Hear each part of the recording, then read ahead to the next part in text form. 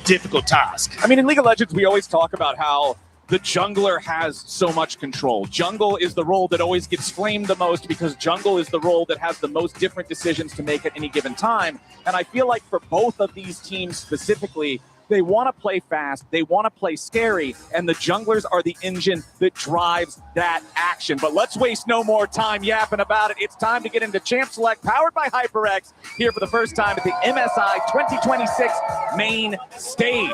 We've got HLE choosing the blue side here, and they're going to go ahead, ban out the Orianna, the Vi here in their first two bans. Other side, it's the Poppy banned away alongside that Camille support that you talked about that has skyrocketed in priority. Yeah, still the mage is going to be open. You can try and look for a few of those funky picks, but definitely the Camille has been pairing so well alongside them, setting up things like the Ziggs, being incredibly active in the early stages, and especially coming into MSI. The fact that we're getting more of those engaged supports is going to be delightful for Delight, as he is someone who was fine in the mages, but definitely a key engaged support player over the years. I mean, Delight has been one of my favorite engaged support players to watch over the years, like you've been talking about. Like some of this guy's plays, you remember some of the historic moments on things like the Rel, getting the massive AoE engages. I would love to see him on picks like that here in this one, but we'll have to wait and see how it goes down. We do have the Rumble and the Nautilus banned out here as our last bans of the first half of the draft, and Team Secret Whales is going to open things up with a Lee Sin for his toe. If I see Lee Sin in the game, Dagda, I have a rule.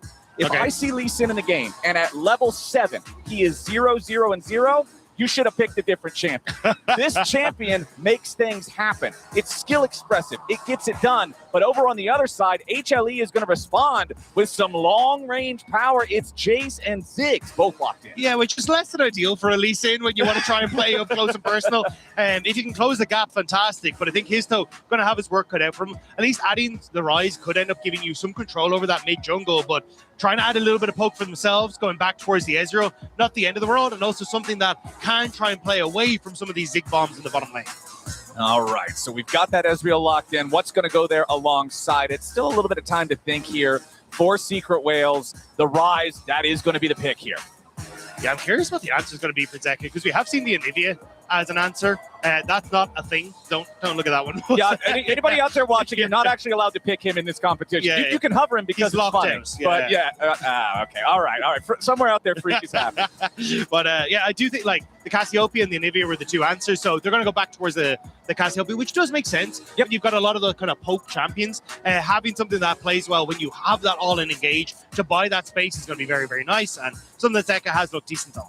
Yep, Zeka on the Cassiopeia, a player that for a long time was under scrutiny for like a limited champion pool. You remember back in when he won his world title with DRX, it was during this meta that ended up being perfect for him with the Sylas and the Akali being mid lane. But he has really opened up that pool more recently, playing with Kanavi aggressively in this jungle to open him up to be more comfortable on things like control mages. So Cassio versus Rise there in the mid lane. I like the Ziggs for Gumayushi as well, since he often ends up weak-sided. You just sit there, you throw bombs, you clear the wave. It's just like, okay, I'm not engaging with you, you don't engage with me.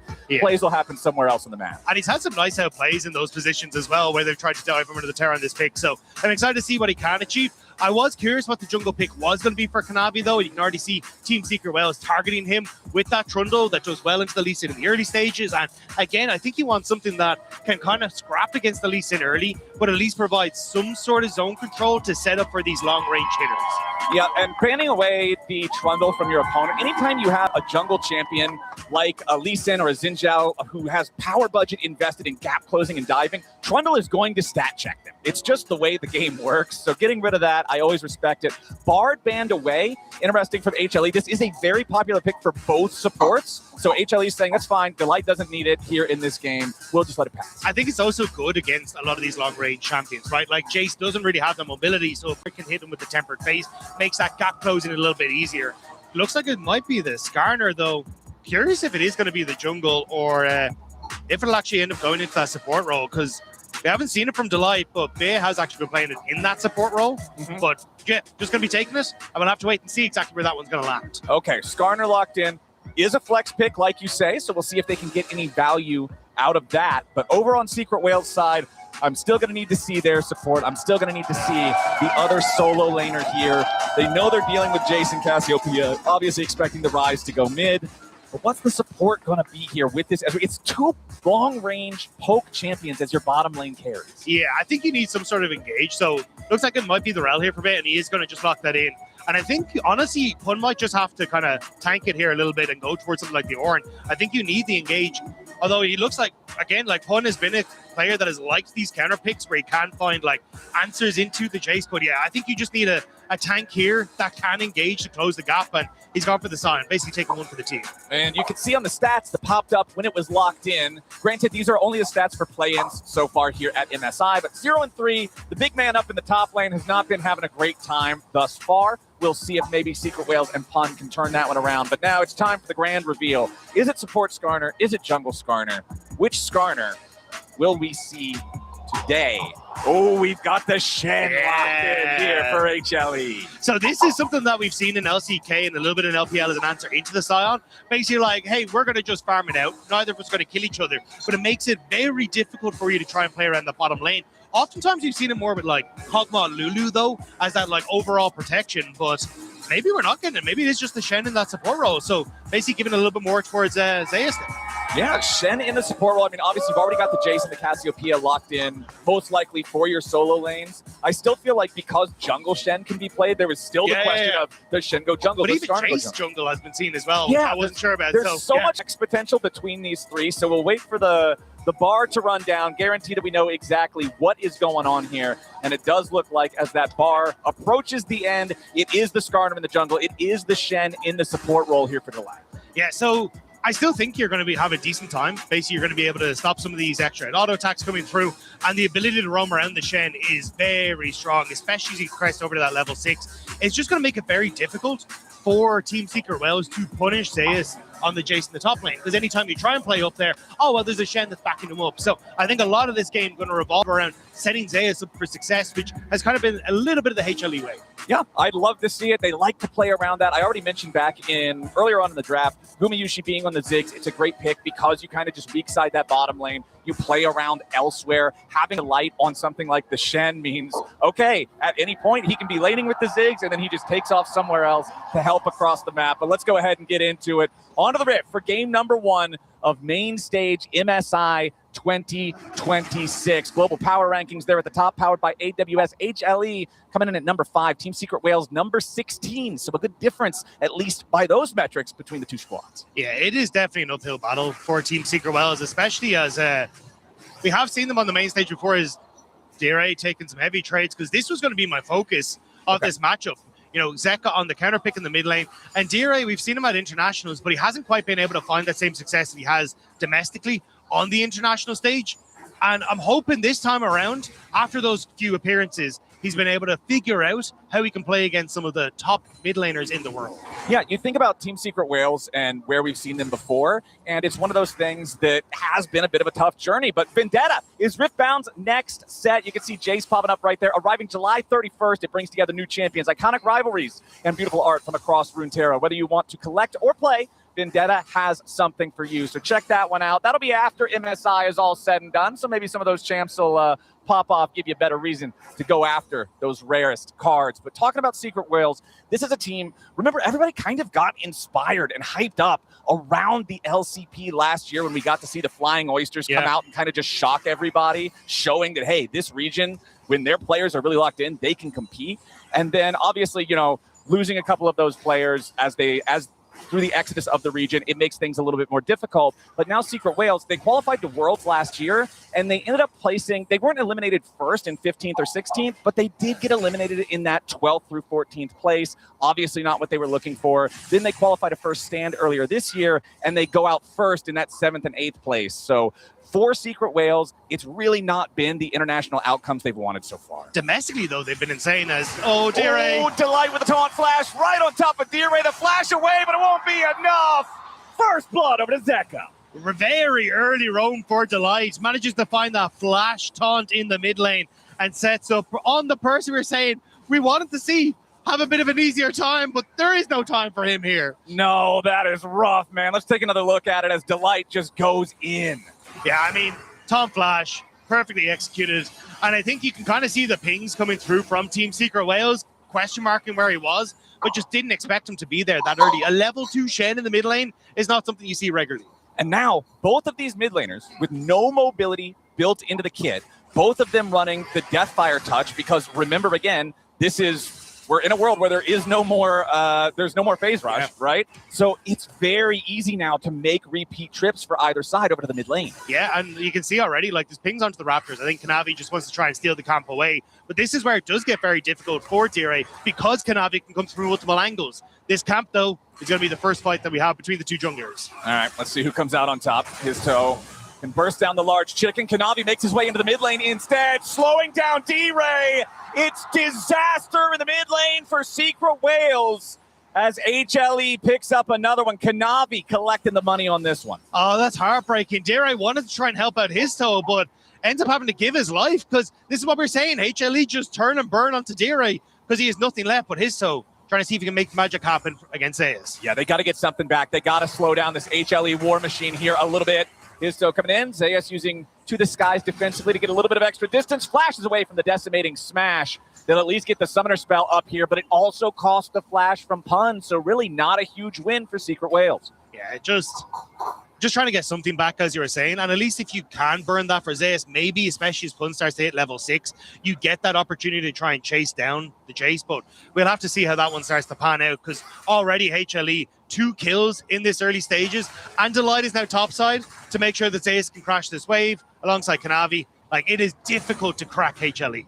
And we talked a little bit about it in draft, but the whole idea of the previous criticisms of Zeka being a player with like a limited champion pool, now that he's on HLE, playing with Kanavi as his jungler, who is very aggressive, it unlocks him to be able to more comfortably play these traditional mages in lane. And 1-0-1 start with a 900 individual gold lead before 5 minutes. You can't ask for much better here in the early game. Yeah, he's going to be very happy with this. As Delight, skirmishing against VA here. You have both junglers on this side of the map, but more interest in the ward than anything else. And this is kind of what we expected for HLE, right? You talked about it coming through from the draft. The Ziggs in the bottom lane opens up for Delight to start to move. Delight will be slow on getting to that level 6, though, because he's been so active in the early stages on the map. But I think the results are happy enough for the HLE support. Yeah, getting the first blood on your mid laner 2 minutes into the game. Sure, I'll take my slow Shen level 6 and trade for that. Back down here in bottom lane, though, the farm between the carries is pretty much dead even. So Eddie making sure that he's keeping up with Gumayushi there. And that's very important considering, mid lane is already kind of a hemorrhage in terms of gold. Jungle and top also both slightly ahead for HLE. But this is kind of what you expect. If you're going into round 1 of an international tournament, you're playing against the Korean first seed, they're going to be a really tough opponent. Yeah, and I think it's only going to continue because Histo is now clearing out his Raptor camp, but you can see the Scuttle Crab is spawning on this top side. Kanavi already has push mid, so should be able to take this, although both junglers have smite. So curious to see if there will be a contest here. Okay. Let's see here. His toe's just backing away for now. Kanavi very close to level 6. His toe the same. The fight over this crab is going to determine who has ulti, and with Kanavi landing the smite, that means Skarner with Impale is something that his toe has to respect. Immediately backs up as Kanavi claims a little bit more space, places that ward down in the tri-brush just to try to help keep Zeus a little bit more safe. Yeah, Histo isn't entirely sure, though, where Kanavi is right now. And I was going to say he would love to try and play off of Zeus in this top side, but is playing very safe. You can see he actually put a ward into his own jungle there, just on the top. That's a big circle. Hang on, the small ward. Just there, onto his own top side. A bit afraid that Kanavi, with the push in mid and push top, might invade on towards the red buff. But because he's unsure, doesn't actually commit for the topside play. They even move Bay up into that top end as well to try and help out. But Zeus is able to crash the wave, play it safe, and isn't punished on the overextension when he doesn't have the flash. All right, Delight and BA both still not level 6, of course. Going to be a little while before we get there. BA does take over to level 5 first, however. Zeka and D-Ray over here in mid lane just about have the flashes off of cooldown, particularly when we're in international competition watching the top level teams. I always try to pay extra close attention to those last 20 seconds or so of a summoner spell cooldown because teams are so good at tracking it. They're so good at trying to make a play right at the very edge. But it looks like we are not going to see that here this time as the summoner spell cooldowns are back and available. But Dagda, it's just about 8 minutes on the clock. The grubs are about to spawn, and it's over a 2,000 gold lead for HLE. Yeah, it's also his toe's about to hit level 7, and your famous 000 is still on the clock there for him. So yeah, it's unfortunate because honestly, Team Secret Wales, like domestically, have been incredible. Like 10-0, the only series they've lost all year long has been to DCG. Like they have been more than dominant in the LCP, but unfortunately haven't quite been able to get success yet as Delight's top lane. Yeah, Delight making another move towards a solo lane. This time it's Pun who's in trouble. Zeus just needs a little bit more damage to take him down. One last auto attack seals the deal, and HLE making a 3-0 game. Yeah, Pun at least should be able to collect the wave, which is a little bit of a silver lining, but already you can see HLE very much want to pick up the pace of this game. And Delight has been everywhere. And this is kind of what we were talking about coming in, is Delight now having access to Engage is a weird one maybe for Shen, but like we'll still call it Engage. Yeah, sure. Having these playmaking champions more so than the enchanters are perfect for him, and already getting active on the map. Like I think this is my favorite part of watching the way metas develop for MSI, like seeing all these roaming timers from the supports and like really playing on the edge of where they can be on the map has been so sick to see. Ooh, Eddie down to 300 HP. Gumayushi flashing forward aggressively on the Ziggs, forcing the return flash. Now Kanavi could be in a little bit of danger. Flashes away from decimating smash, but Team Secret Wales is making a 4-man play after the Skarner. Petrifying gaze to try to get one back from Zeka, but it's not enough.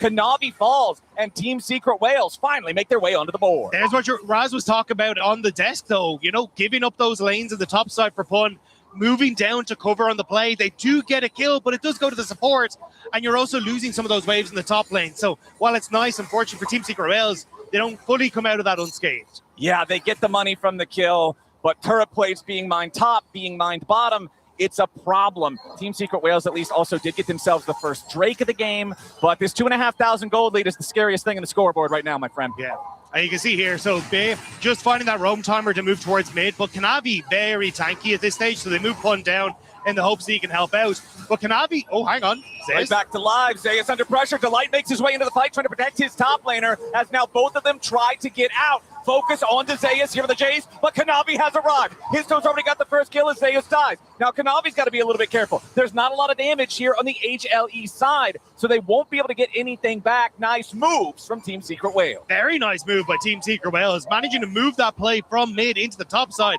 and catching out Zeus, who at step forward had just got his flashback, so thought he was going to be safe, especially having Delight hit that level 6. But there's just more members of Team Secret Wales there. I was talking about making plays right before the cooldown timer of the flash returns. Sometimes it's the insidious overconfidence of getting the cooldown back. Yeah, that you can that's then where they punish. get you. And that's what Team Secret Wales just did. The gold lead obviously still far in favor of HLE, but Team Secret Wales not going to go down without a fight. His toe up to a 500 gold lead individually here. And this guy is really the engine. I mentioned it earlier about him, how he works in this game.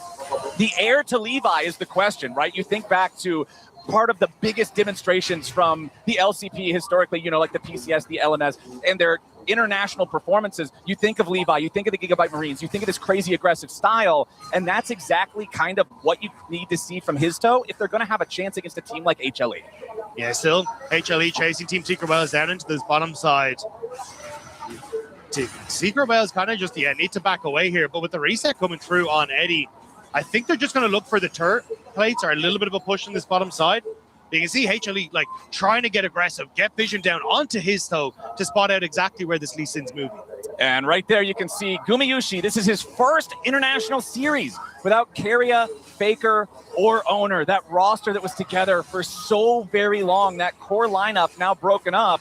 It's Gumayushi's turn to prove his strength outside of that Goliath that was a symbol. Yeah, still has a little bit of comfort there with Zeus in the top lane, right? But it does feel weird to not have them as a group, especially in an international competition.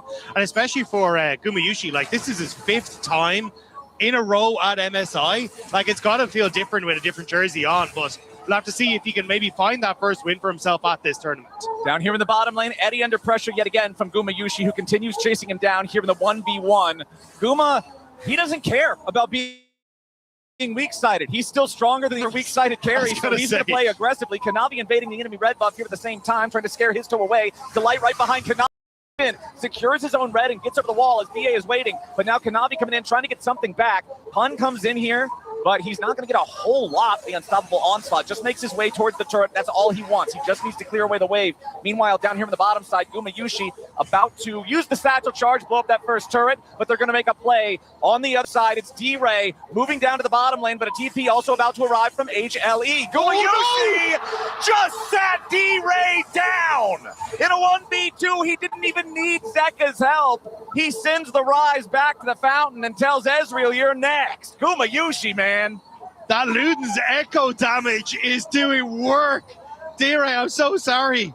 He moves down to the bottom side, thinks he's helping out, only give him more gold across. And with the tower going down as well in that bottom side, Zeus getting plates in the top side. Look at the gold lead that's opening up across all the carries on HLE right now. This is scary, man. You mentioned earlier the question posed to Secret Whales and specifically to D-Ray is you've been at international stages a couple of times. You are domestically dominant, but international performances have not been where he wants them to be. And this first game, unfortunately for Team Secret Whales, is going the exact same way. D-Ray targeted 2 times very early on, gets off to a bad start. Then when he finally goes to make the play to try to get a punish and get back into the game, instead, he gets exploded by Gumayushi's Ziggs as Zeka goes over the wall. Sonic Wave connects, but I am telling you right now, his toe, you do not want to press that Q again. I don't think his toe wants to be where he is right now. Trying to be a secret agent to see if he can sneak his way out of this one, but Gumayusi spotted him. Yeah, Gumayusi just hunting him down. Immediate Dragon's Rage into the Sonic Wave. Gumayusi bouncing back away as the Stand United is ready to protect the carry. TP's coming in. Mega Inferno Bomb collides onto his toe. He's down to 200 HP. Everybody trying to block the Shock Blast. Zeus wants the angle, seeing if maybe he can find it. Oh, that was close. Yeah, it just ends up being a leash in the end, but that was a risky one. As Kanavi, knowing that his toe is run for the hills, is going to be able to secure this dragon. But we see here, like, Gumi, this play, like, D-Ray thought he's helping out because he's relatively healthy, but the lead on levels for Gumayusi and D-Ray not really having the support of Eddie. Immediately, Guma's able to turn that one around. Yeah, normally you don't expect, as the mid laner going into the bottom lane, that the enemy bot lane carry will out-level you. Yeah. But that's just the state of things right now. Also just item difference, right? Yeah. Like, look at the items for D-Ray. He's kind of holding on with a few components in a prayer. That was not anything compared to Luden's echo damage that Gumayusi has. Like, this Ziggs on this item spike is so insanely strong, and unfortunately D-Ray had to be the one to prove it. Yeah, D-Ray struck Catalyst and Swift March plus a tier. This is a very budget build, we will politely call it. Yeah. D-Ray's got a lot of catching up to do to try to be relevant in this game. But 15 minutes in, a 5,000 gold lead, HLE has already built something that now relies on one of their own blunders for Team Secret Whales to come back. And they're just not going to give them that moment, right? They've dropped bot wave. They're like, cool, look, you can get some turret plates. We're going to push on mid, get full vision control on this top side, and look for more. Yeah, Pun tries to jump in there and scare them away, loses half of his HP for his efforts. Zeka tried to go for the Petrifying Gaze, but doesn't land the stun, so Pun stays alive. But the pressure continues from the HLE solo laners. Kanavi supporting them here on the side, summons up the Rift Herald, hops right on in. Kaboom! Knocks down the tier 2 turret. I don't think they're stopping. No. I think it's a full base push. At 16 minutes into the game, the Herald collides into the tier 3 turret. Team Secret Whales trying to defend. The True Shot Barrage flies through, but it will not matter. Pun caught up immediately with the taunt into the Ishtal impact. Pun is already down. The inhibitor falls. 16 minutes and 27 seconds into the first game, and HLE is marching on the Nexus. That is not what I expected to be saying at 16.5 minutes into this game, but they will back away. Now, traditionally, you're not supposed to take the inhibitor at this time. No. Because, you know, there's no Baron and you can't use the super creeps effectively. I don't know if that's an issue this game, because you have a massively accelerated poke comp that can siege anywhere, anytime on the map and kind of ruin Team Secret Whales' day. This one might be a quick one, Flowers. Gumayusi just bought his Shadow Flame. We now have 2 fully completed items on both the Ziggs and the Cassiopeia. Zeka is about to evolve his Archangel Staff into the Seraph's Embrace in one more spell cast, right? Just hit a random minion with Twin Fang. Okay, that thing's fully completed. Top lane, Zeus already has his second item done now with the Serpent's Fang. I'm not seeing the way back into the game for Team Secret Whales, barring just a massive error from HLE, and they're not playing like they're going to commit one of those. Yeah. I mean, this is clinical, right? And I do think this is why people are looking at HLE as one of the top teams coming into this tournament. Yeah. Like, it's this sort of precision. It's, we got a small lead and now we're ruining Pun's day again. Yeah, Pun is, he's barely hanging on to life. Meanwhile, Kanavi and Zayas just putting the pressure on 2 points at once. These are the plays that you normally see when a team has Baron. Baron will not be on the Rift for another 2 minutes as HLE just continues mounting the pressure. Delight bouncing back and forth between the two sides. Still only level 7 on the Shen, doesn't matter. He got level 6, he has the R button, that's all he needs. Yeah, I mean, he got the locket off with all the assists as well, so the shields on shields. Mid lane tower, can they save it here? Ooh, Delight trying to make the taunt there, but will not be able to connect on that one as Team Secret Whales disengages and finds the punish. TSW looking for a little bit more now. Decimating smash over the wall, not going to get a whole lot. Eddie down to 20% HP. Mega Inferno Bomb. It might just burn him away, but no, not quite enough damage. Histo about to die, but the Impale misses. Zeka goes forward. Histo still running. Zeka needs one more Noxious Blast and the Twin Fang. Last one hits him. Zeka makes it a 1-for-1 trade overall as Delight is back alive now. Zay is still looking for a little bit more. D-Ray, run. Okay, for a second, I thought that might have been another Rise death. Eddie not dying might be the only reason that Team Secret Whales are able to hold on to this game, because I think if there was only 3 people here, HLE would have taken that big wave in top lane and looked to try and finish off some of these Nexus turrets. But either way, HLE, like, it's 40 seconds until Dragon and Baron, and like, I just don't care. I think they just siege the base. Like, how do you do anything else? Because look at the damage from Gumi here. Because it's a nice pick onto the light. Gumayushi then TP's in as Bea gets this. But the bombs from Gumayushi onto Eddie are insane. Like, the man just health bar disappears.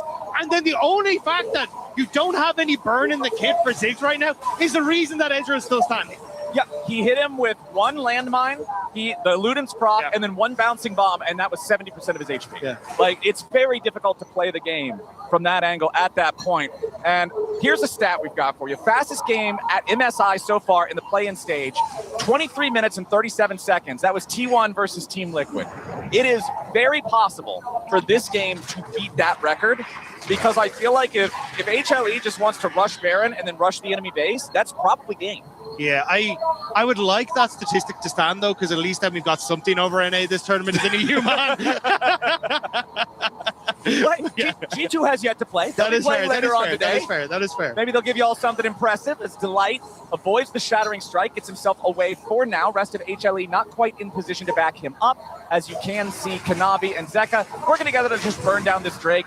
I do not see a world where this goes to be a Dragon Soul game. I just don't think it'll go long enough, but HLE are making sure to just play the game right, take what you need to take, secure all the objectives, and now you can see them starting to head up towards this top side of the map, towards this red buff quadrant of Team Secret Whales. Zeka, the only one apart from the rest of the team, is pushing down the bottom lane. Teleport coming in now. Zeka ready to join the rest of the team. Kanavi goes in with the Ishtal impact. D-Ray's going to be your target here. Kanavi continues to chase. Mega Inferno Bomb goes through. Flash forward from Kanavi, but it doesn't get stopped from Decimating Smash. No way out for BA. That's one pick over to HLE. And another one sent on the run as D-Ray barely survives. And you can see now HLE, it's a conga line towards Baron. Yeah, going to be happy to pick up the big purple worm, and I think that might just seal the deal here. With only 2 inhibitor turrets left remaining. HLE just kind of have to throw Guma on his own, though. Histo, maybe? Oh, the round warp. Okay, takes the satchel charge, gets himself away. Stand united preemptively, just making sure that he stays safe. D-Ray is now caught on the wrong side of the rift. Zayas should just be able to catch him up here with a nice accelerated shock blast as soon as the cooldown's ready to go. The chase continues. A little bit more. Ooh, D-Ray's actually... Honestly? Okay, D-Ray that worked. Him. Okay. Well, he got away, and you pulled them off Baron. He, about that got away part, I don't quite think... Okay, he evades the rock. The upheaval does not connect. Another but now, challenger every approaches. time he evades one man, the next man steps up to catch him. It was a valiant effort from D-Ray, but after they send the third guy, it's pretty over. Yeah, look, he got deep on his first run in the roguelike, but unfortunately, you know, you have to go down eventually, and then they give you the boss. Yeah, it's just you can get through the first 2 phases. That's pretty good on your first run. 8,500 gold lead for HLE. Every single individual roll ahead, with top lane ahead almost 3,000 gold, bottom lane ahead almost 3,000 gold, mid lane ahead 2,000 gold. It's just, you're seeing why HLE is one of the teams that many people have predicted as a tournament favorite. Yeah, and I think this is... I think it's... oh, hang on. Oh, no. All right. Goodbye, BA. He tried to get out, but Delight, CC plus Zeus is damaged way too much. His toe escapes most of the way, but I mean, man, just the edge of the Mega Inferno Bomb still hurts. And look at Gumayushi's inventory, Dag. The 2 needlessly large rods. He's this close to having a hat. And once he does, it's just going to be whoever gets hit by the ultimate loses half their health instantly. Yeah, it's a party hat in this one. They're going to feel very, very comfortable. I do, like, as I was going to say for HLE, I think it's incredibly impressive to see how this team's come together, because obviously it was a little ropey at the start of their split. There was the whole 10th place meme, but I do think like this team looks exceptional now. They have their identity. Kanavi looks absolutely insane. Gumayushi being able to bring out a ton of these mages, which really fits the meta and also opens up the light then to start playing around, I think is really putting them into a super interesting spot, especially going up against a team like BLG that plays a somewhat similar style. It's just going to be such a sick tournament to watch these two and a couple like teams like T1 and Top Esports and G2 and yada yada all battle it out. And I just love how fast HLE likes to play as well. As you can see, I think we've got our final Hail Mary coming out here from Team Secret Wales. BA approaching on the flank, but as soon as they try to make a move, his toe nearly dies the very start, but Zeus is popped. Pun gets the kill. Nice move from Team Secret Wales. They managed to get one, but now they got to make sure they don't lose too much on the exit. Zeka still moving forward. Mid lane inhibitor about to fall. Yes, Zeus is down, but HLE will still successfully use the Baron to break into the base and crush the mid lane inhibitor. Yeah, I mean, fair play to Team Secret Wales. They're already making HLE work for these last couple of minutes. And it's just unfortunate that there is a 3,000 gold lead on Gumayushi. There's that Rabadon's death cap you were talking about. Yep. It's just, there's not enough in the tank. So even when you get some of these good engages, it's the follow-up that you have to be careful about, the punch back. And you can see Zeus with the Voltaic Cyclo sorted inventory now. He's 3 fully completed items. Zeka bought his arm guard a long time ago. He has not been under enough pressure to ever have to use it. So now he's just building other stuff. Yeah. He's like, you know what? As long as I have this, I'm fine. As Kanavi, he shells impact through the wall, gets the slow on the BA, and nice use of the Impale to buffer through the defensive CC. Makes it easy for HLE to pick up another one. That is BA dead for 25 seconds. That is the main engage tool of Team Secret Wales. And HLE still have their Red Bull Baron power play for the next minute and 15 seconds. They're going to use it to bust through the last remaining tier 3 turret. This inhibitor is going to be open. The top lane inhibitor is open. The mid lane inhibitor is already wreckage. And HLE have a 5v4 for the next 5 seconds. BA is going to be alive to try to defend the Nexus turrets. But Team Secret Wales, they're staring down the barrel at the end of the game right now. Delight goes in, tries to find his toe, isn't going to get him. His toe evading that for now. First Nexus turret already down.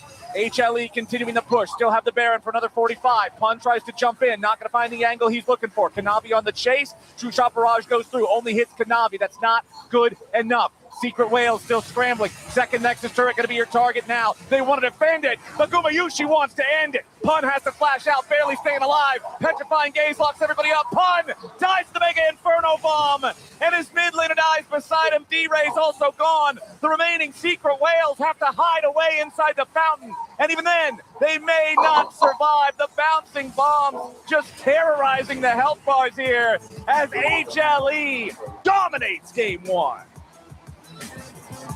A very confident performance from HLE in game number 1. Insane. I don't really know how you're supposed to kind of come back from that, if I'm honest. But let's toss it over to the AD to break that one down.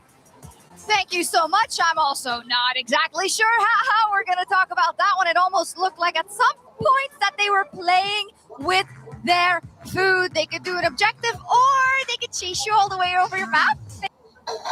Conclusion of the play-ins. This first series pits the first seed from Korea, Hanwha Life Esports, against the first seed of the LCP in Team Secret Wales. And Dagda, let me tell you, game number 1, for anybody who might just be joining us now, was not even remotely close. I'm going to put it out there.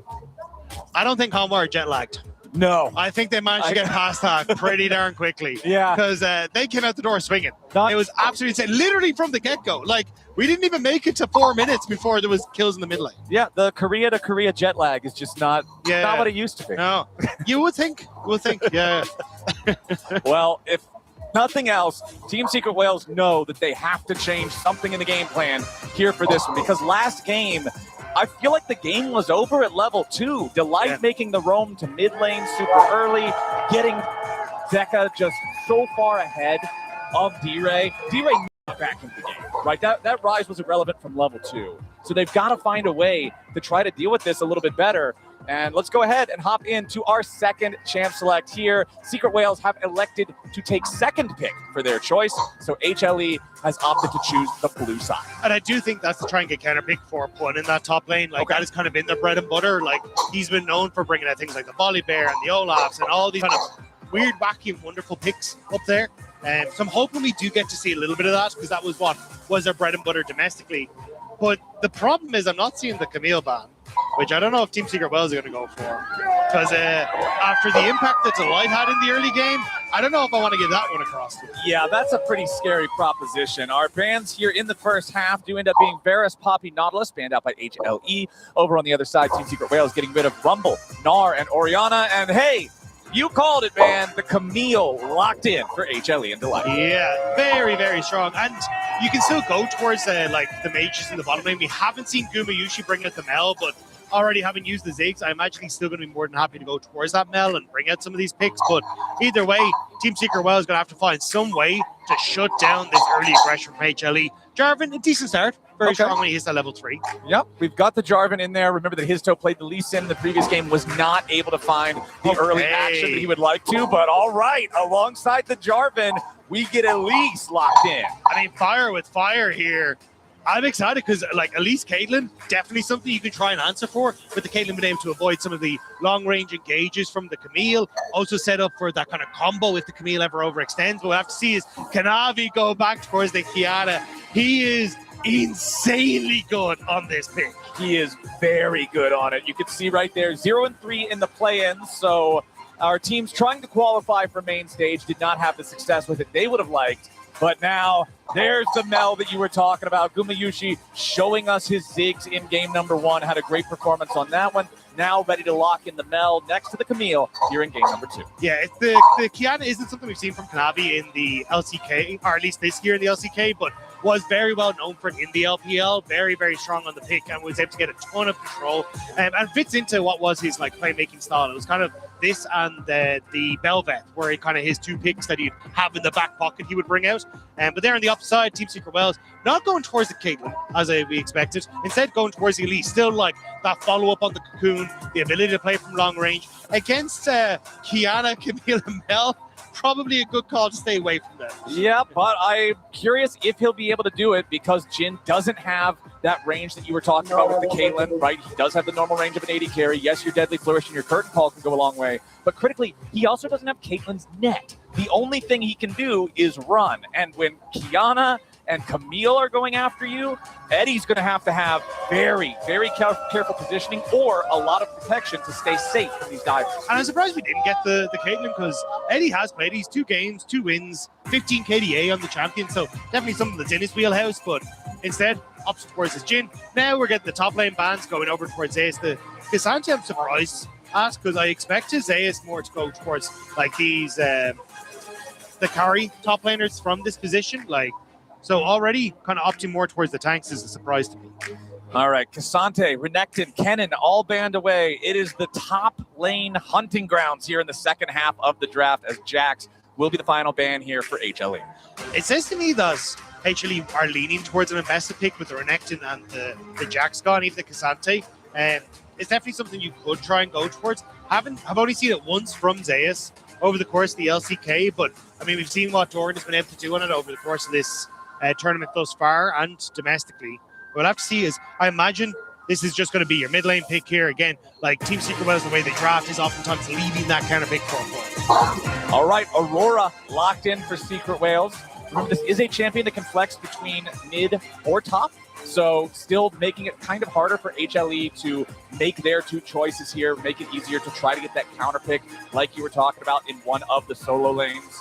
So let's see, HLE, where are we going to go with these picks? the Akali. I mentioned it earlier in game number 1. You remember this is one of those iconic Zeka champions back with his Worlds 2022 win with DRX, but instead they're going to go ahead and lock the Ambessa for Zayas. Yeah, that's kind of what we were expecting with the drafting going the way it was, banning the Renekton and Jax.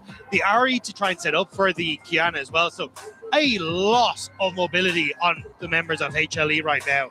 Like, it is going to be very difficult for Team Secret Wales if this game starts to fall apart to try and keep things in check. But Hun, I was about to say his volley bear will be very good in this position, and he is going to go towards us. All right, Pun slams down the top lane volley bear against Zayas' Ambessa, but I'm right there with you. The mobility on HLE here in this game, the only champion on this team that is not hyper mobile is the Mel, who can also snare you at point blank range and then use the reflector as soon as you try to make a move on Gumayushi. So very, very difficult, I think, for Team Secret Wales to find those angles. They're going to have to be coordinated. They're going to have to be ferocious. We know them as a team that domestically can play that way, particularly through his toe, like we were talking earlier. But in game number 1, it was Delight and it was Kanavi making moves early that Team Secret Wales couldn't answer. And I think Team Secret Wales became aware of how active Delight was being in the early stages, and Bay did a decent job afterwards of actually getting involved in some of those early skirmishes, right? Like getting the kill onto Kanavi, trying to play for some of those picks in the top lane. So I think if Bay can try and get out early to match some of these roams from Delight, maybe Team Secret Wales can try and control or slow down the pace of the early game for HLE. The thing that I worry about, though, is if both of our supports are roaming, that leaves Mel versus Jin down the bottom lane. And I feel like Gumayushi on the Mel, Radiant Volley is going to trade pretty heavily into a Jin who only can attack fast enough to shoot her with one bullet. Yeah, also kind of short range on the attack as well, which is like, obviously you got the Deadly First and the ults, which is where that long range comes from, but his auto attack range does not match Mel. So I think that's really where it is going to be a little bit of a difficulty, and reflected forward shots, less than ideal. That's not going to feel very good. And you can tell from his big dramatic animation that he's going to do it. It's pretty easy to time the rebuttal. If I can do it, I'm pretty sure Gumayushi can do it. Yeah, he's pretty good at the video game. Yeah, he's pretty skilled at this game. All right, let's go ahead and get into it. Team Secret Wales really want to bounce back after a tough game 1 against HLE, but that's so far easier said than done against a team of this caliber. Yeah, I'm curious to see what his toe wants to do in the early game, because usually what we see from junglers, and we've seen it from Kanavi in the past when they're playing Kiana, you'd free camp, reset, and it looks like he's actually going to do this as well. Pick up longsword and then go and clear your topside jungle. So there is a window here where his toe, if he knows that this is going to be the case, could end up going for some sort of play towards that top side of the map and try and set up already early for Pun to try and win out here against AS, like blow a summoner spell, try and play off the volley bear early. But it doesn't look like that's going to be the case. Instead, it looks like he's just going to try and clear down towards his bottom side of the map as we get some T-Torms for Mel. Yep, we got Mel showing up in that next Riftbound set, Vendetta, that arrives on July 31st with new champs, iconic rivalries, and beautiful art from all over Runeterra. So whether you want to collect or play, go ahead and check it out. Plenty of new champs, including the popular ones that we're seeing in the metagame right now. So checking in on mid lane. Remember, this was where the disaster started in game number 1. Nice buffer there through the cocoon. Delight making sure that the hook shot gets him away from imminent danger, but still gets tagged with a deadly flourish. Light does land the Hex Tech sweep. Just a little bit of even trading down here in the bottom lane. I like the fact that BA and Eddie are playing aggressively early on like this. And you can see here on the left side of the map, it's the experience gap. This is for the next series, but there is one that we also have for HLE that is just, this is a team that is very experienced. There's a lot of international appearances for all these players, and it's something that for Team Secret Wales, you've got to really step up to try to meet that, because international stages are a totally different monster from domestic competition. And going up against somebody who's really experienced with that, someone who's comfortable with that when you're brand new, that is a mental challenge in its own. Yeah, and I think that's where a lot of that focus is going to be here for Team Secret Wales, is just trying to see if he can try and beat someone, because you've got like Gumayushi, this is his 5th MSI in a row, hasn't been able to put that trophy in, the MSI trophy specifically in his trophy case. Same you look across the days. Kanavi coming over from the LPL now, joining the LCK, has kind of been the, hey, I really want to try and find success on HLE and like bring some of the learnings from the LPL to the LCK. And that's kind of what we've seen, is this team now adjusting to Kanavi and his aggressive play pattern. And it's been a massive success for them. And I think this is where, as you can see, the international appearances now on your screen. There we go. That it really is kind of the the focal point of just how much experience there is on this team.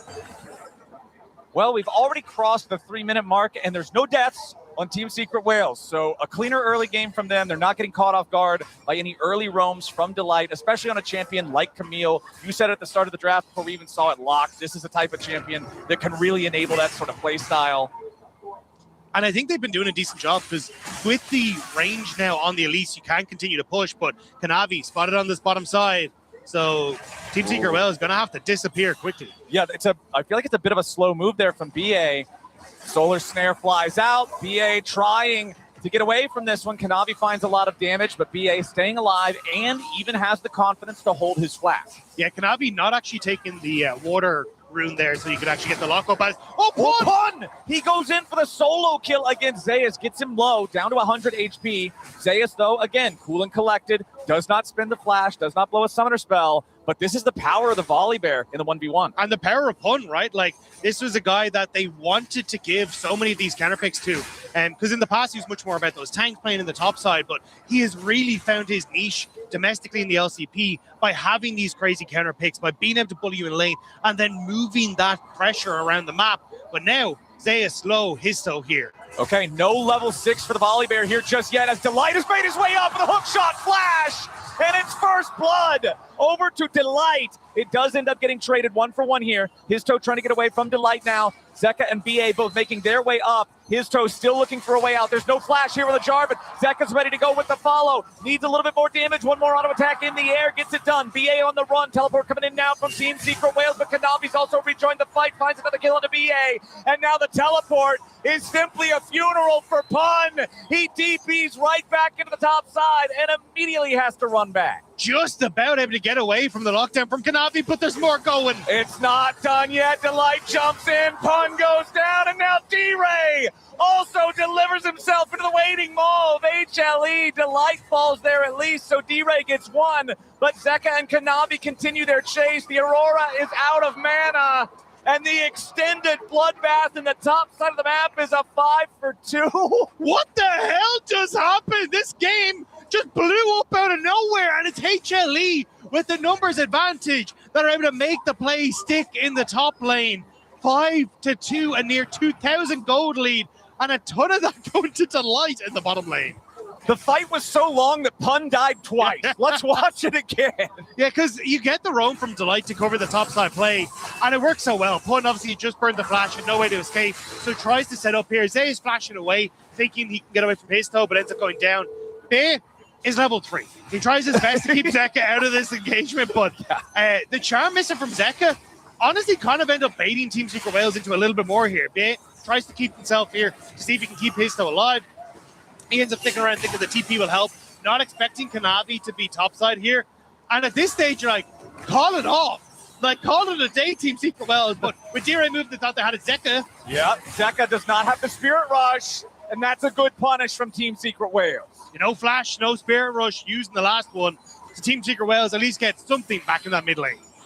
But yeah, I'm not surprised. Sometimes we have to jump out of a replay, and I'm surprised the action starts that soon. That replay was like 2 minutes long because of how long the fight was. So I'm not surprised that we had more action before it concluded. Yeah. But yeah, that top lane battle was just so bloody. But again, going 5-for-2, favoring HLE, considering how long of a fight that was, really good result for them. Yeah, at least for Pun, Zeus wasn't really involved, right? He ended up missing out on the public execution towards the end of that fight as well, and Zeus. Oh yeah, Pun putting on the pressure here with the ulti to turn the turret off.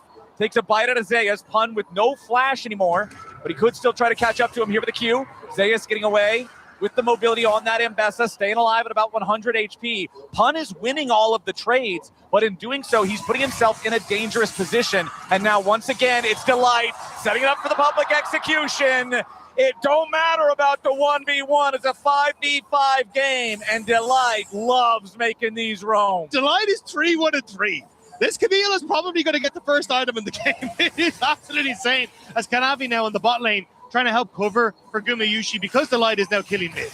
Yep, Delight's looking for another one. D-Ray gets away across the veil, at least for now. But yeah, I feel like you're kind of a prophet a bit here, talking about Delight picking the Camille at the very start of the draft. He locks it in. He's got 100% kill participation. He's roaming all over the map. Again, they can trust Gumayusi to just sit bottom, take care of himself, clear waves, survive, play that weak side. Meanwhile, top has just turned into rivers of blood here as everyone constantly plays around this Volibear and Bessa matchup. And it's like this HLE and BLG are the two teams I'm most excited to see this style of. Because I think like they play this incredibly well, like getting your support out of the map, interacting in the rest of the game, and just blowing the game open in your favor. Like you can see, Delight's just ignoring bot. He's like, I'm going to play mid. I'm possibly going to go top here again because he's going to cover for the grub take from Kanavi. But also, like, Pun has just about to get his flashback up. So there is that small timing window you were talking about last game to try and punish the Volibear once more. All right, Pun backing away now as you do have both Kanavi and Delight up in the area. Kanavi clearing out the grubs right now has already secured the first one. Delight's just here to make sure that no shenanigans happen while the jungler is occupied, while his top laner is pushing out. There's your hook shot. Does not find the stun, but it won't matter. He's already got the Hex Tech ultimatum. Pun getting away for now. The Ignite is on him, but he survives with about 200 HP. Delight still looking for a little bit more. BA shows up. He's trying to cover here for his top laner. BA is also low. Zeus flashing away, still burning down from the Ignite. Both top laners barely hanging on. Still, might just look for a little bit more afterwards, but with his toe up in the area, Kanavi going to back away as he spot on the ward. Because the Light definitely has enough damage once he gets his combo back up to finish off one of these low health bars. But BA playing that perfectly, just about getting that repel off before the ultimate from Kanavi connected was crucial to surviving there. And I feel like we're kind of seeing deja vu. Yeah, it wasn't as active very, very early, but after the top lane happened, we've still got a violent early game. We've still got, D-Ray making a play down here on the bottom side, looking for Gumayusi, who does get away for now. Curtain call has opened up, though. Gumayusi stepping to the side as the teleport's about to arrive. Guma putting the damage into D-Ray, but public execution misses, will not matter. Again, HLE come out on top. This is the trust in Gumayusi that I was talking about. He evades the pressure, he absorbs the threat, the rest of the team comes and gets the punish. It's just not fair, Flowers. No. Like, 99% of players die in that position, but Gumayusi managed to step away from so many of the deadly flourishes, the extra damage that was coming through, and buying enough time for the support to follow up. HLE are just covering every base. This is scary, scary stuff. Pun's at least going to grab a couple of plates up here of this top lane turret, but now Gumayusi has rotated up here. And it's so difficult for Volibear to do anything to Mel. You just send the solar snare at him and walk away. Yeah, he's going to get the cooldown back on his Q afterwards, but you're already all the way completely distant from him. Yeah. What's it going to matter? So 3,000 gold lead for HLE, 11 minutes into the game. This is feeling very, very similar to game. Yeah, and now they're starting to take over this top side. Going to see if they can find Team Secret Wells in their own jungle. They do push mid. Oh, Delight jumps in, but a nice evade from BA there. Now the counterattack from Team Secret Wales. The punish on the Kanavi. Finally, the aggression from Delight and Kanavi is met with an appropriate response from Team Secret Wales. They'll grab their fourth kill. Yeah, bit too much there from HLE. Like, you know that the bot lane is going to be resetting to match Gumayusi in this top side, and just not expecting there to be multiple people in the position in the jungle. So Team Secret Wells do a good job of capitalizing, and it does buy them a little bit of space and time here to just get some vision down, try and get these waves back in favor. Because I imagine in 38 seconds, you're going to get that dragon take attempt from HLE. And remember that last game, Team Secret Wales didn't get on the board for a much longer duration. Ooh, nice solar snare there, locking up Pun. That interrupts his teleport. Yeah, that's a huge summoner spell loss. Gumayusi making that one happen again. Now we've got to once more look across the map, though. Zeus versus his toe. Since Pun couldn't get up here and regroup in time, since he couldn't use his teleport, that means his toe has to be the one defending against the Mbessa. And now BA has already used the repel. Now it's Delight and Kanavi. They want their revenge. If they couldn't find it in the top side jungle, they're going to find it in the bottom side jungle. And now Pun, oh no, now he's under pressure here too. Delight just making sure that he can't walk away. The recall continuing to be channeled. Kanavi going to step forward, cancel that one out. Meanwhile, top side, Zeus going up against D-Ray here, who gets away for now. Bottom side of the map, Pun also going to get dove in the 3v1. He dies immediately. D-Ray getting away alongside his toe up here underneath the tier 1 turret.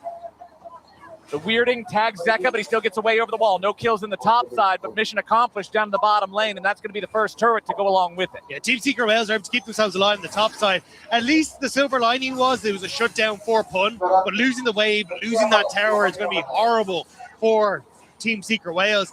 And again, we're just seeing they're trying to keep pace, but there's so many angles of attack from HLE, you just can't cover all sides. And now Kanavi grabs that dragon exactly like you were talking about. 4,000 gold lead and change. 2 dragons to nothing, 3 grubs to nothing. 13 and a half minutes into the game. HLE is just on a whole nother level than Team Secret Wales. Even trying to look at like the gold leads between the individual players, there's just not really much wiggle room. Like you've had Team Secret Wales dropping waves to try and make plays or try and cover plays from HLE, but either HLE are succeeding in the play and getting the lead anyway, or they end up just backing away and you've lost regardless because you've dropped waves to try and match them. So I think in this position, it kind of does now continuously fall back towards being Histo to try and find moments where you can catch out players like Gumayushi when he doesn't have flash, or try and find these plays elsewhere, but your timing windows are just disappearing more and more. And you talk about trying to find plays onto Gumayushi when he doesn't have flash, but they've already tried to make plays on Gumayushi. Here's his stats. LCK rounds 1 and 2 plus road to MSI. KDA at 4.4, not the highest on that one. His stats among MSI bottom laners, they might not look the most impressive on paper, but again, we saw this guy's experience internationally. We know his accomplishments in the past. He's got the intangibles, he's got the clutch factor to go along with stats that can be very impressive. Yeah, I think the thing that's always impressed me with Gumayushi is how he does so much with so little. Like, he still always has that massive impact in a game, despite the fact that he will be left completely on his own. But in this case, he's kind of been left on his own and succeeding regardless. Like, he's the highest individual gold lead apart from his support. Apart from his own support, yeah. But it's a strange problem to have, but it's a welcome one. Meanwhile, bottom side, Zeus versus Pun. That 1v1 with a volley bear can be deceptively difficult with all the healing that he can get from the W, with the shielding that he gets from his E. Pun is just capable of doing so much. Meanwhile, a teleport coming in to try to reinforce him here. D-Ray wants to maybe make a move onto Zeus, see if they can find the Mbessa. Public execution, looking to buffer through it. Zeus turns back around. Pun staying alive with the frenzy, but it's Delight, and he's ready to fight.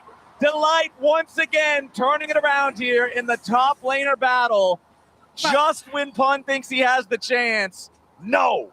I just wanted to double check that his Ignite Delight's running, not Teleport. Because this man is all over the map. It's absolutely insane. He's there in the nick of time, exactly when HLE need him. And now, immediately, HLE going to take this mid lane tower. Delight's map movements have been impressive. Now a teleport coming back down into the bottom lane as Zeus rejoins his support. He's ready to repay the favor. BA getting away with Repel for now as Histo and D-Ray both have to run. Delight looking for a little bit more. Jumps right back in here with a hook shot. Zeus just ready to clean these guys up, but he needs a little bit more damage. Delight is down to 100 HP and Histo shuts him down. Now Pun is rejoined.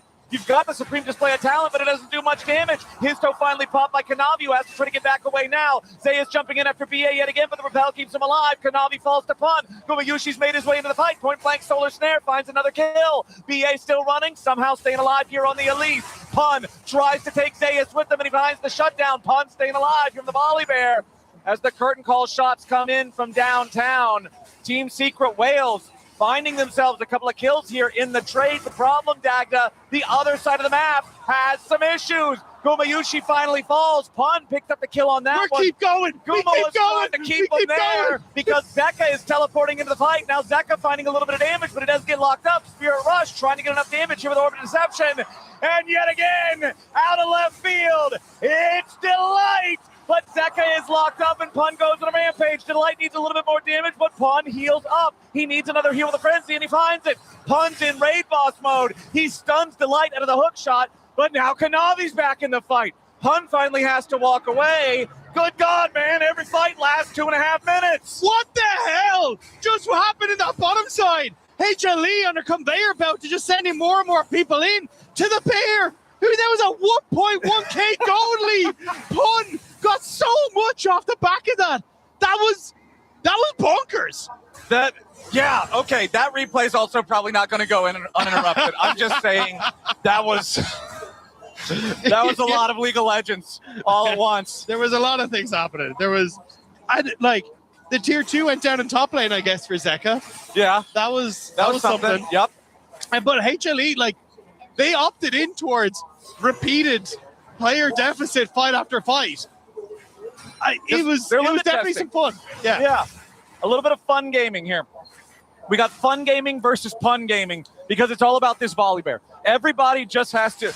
Everyone else on Team Secret Whales are the ads. Pun is the raid boss. Yeah. The ads have to support the boss if they want to try to defeat the absolute monster that is HLE right now. Delight jumping in after D-Ray, immediately applies Hextech Ultimatum, trying to get the kill, but BA shows up and the counterattack is there. Team Secret Whales get the kill on Delight. That is big to start this one off. Curtain call opens up. Kanavi gonna get slowed down. Fourth shot comes through, finds Kanavi, and Pun gets another one. Team Secret Whales have already found 2 kills, and Pun's not done. Gumayushi gonna be the next target. Pun running after him, but a nice use of charm in the slow. Pun still continuing forward, finds the stun of Naguma. The damage back isn't gonna be enough as Team Secret Whales get a 3-0. HLE is playing fast and loose, and Team Secret Whales are finding the angles for the counterattack. Secret Whales are happy to fish on this one. Delight goes way too deep, and immediately Team Secret Whales come alive. They're going to get the dragon. They got some kills.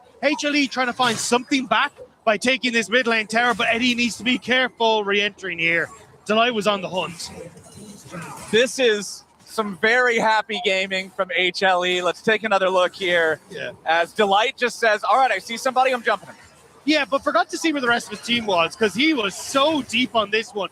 But you've only got Kanavi to come through. The repel again, perfect from BA. D-Ray of the sidestep. And at this stage, like, Pun has already been keeping many members of HLE engaged on the top end, and he just jumped in on top of them. He's already got so many tanky stats. He's happy to tower dive. And it's yeah, you can see there, Team Secret Whales happy to get a little bit more off of that.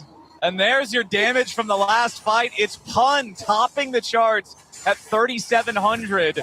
The bear is there, man. There's a reason a lot about. Oh, hang on. We're not done yet. Kanavi and Delight going in this time, and his toe is dead before anybody arrives. Teleports from both teams are here. Eddie's going to be the target of Zeus. Pun creating a little bit of space, preventing the rest of HLE from joining in. The Volley Bear has about 4,000 HP at this point. It's very difficult to get through him.